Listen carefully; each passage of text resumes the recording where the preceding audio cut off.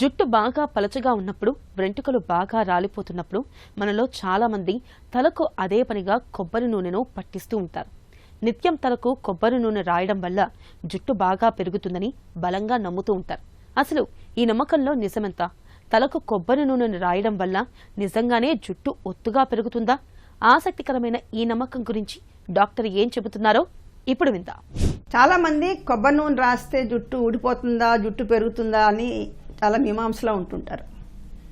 బేసిక్గా ఒకటి తెలుసుకోవాలండి మీరందరూ, జుట్టు బయట ఉన్న జుట్టు దానికి జీవం లేదు. It has no life. It's a dead hair. జీవం ఉన్న జుట్టు అంతా చర్మం లోపల చాలా లోతుగా ఉంటుంది. సో మీరు నూనె రాస్తే ఆ నూనె అంత లోతుగా అక్కడికి వెళ్ళదండి. ఆ హెయిర్ రూట్ దగ్గరికి, అంటే జీవం ఉన్న హెయిర్ దగ్గరికి ఈ నూనె వెళ్ళదు.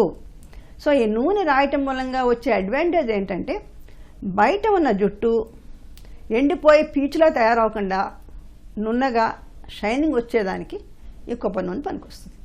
అంతేగాని కొబ్బరి నూనె మూలంగా జుట్టు రాలిపోవటమో, కొబ్బరి నూనె మూలంగా జుట్టు బాగా పెరగటమో జరగదండి. కొబ్బరి నూనె అనేది మేము ఎందుకు చెప్తామంటే, కొంతమందికి హెయిర్ బాగా డ్రైగా ఉండి పీచులా ఉంటుంది. వాళ్ళకి కొబ్బరి నూనె రాస్తే ఏమవుతుందంటే, ఆ డ్రైనెస్ తగ్గి ఆ హెయిర్ క్యూటికల్లో స్మూత్ అవుతుందన్నమాట. దానికోసం డెఫినెట్గా కొబ్బరి నూనె రాయాలి. ఇంకొక ఇంపార్టెంట్ పాయింట్ ఏంటంటే, కొబ్బరి నూనెలో కొన్ని యాంటీ ఫంగల్ గుణాలు ఉన్నాయి. యాంటీ ఫంగల్ గుణాలు ఉండటం మూలంగా తలలో మీకు ఫంగల్ ఇన్ఫెక్షన్స్ అలాంటివి రాకుండా చేయడానికి కూడా ఇంపార్టెంట్. తలలోనే కాదు, మేము యూజువల్గా చిన్నపిల్లలకు కూడా ఒంటికి కొబ్బరి నూనె రాయమని చెప్తుంటాం.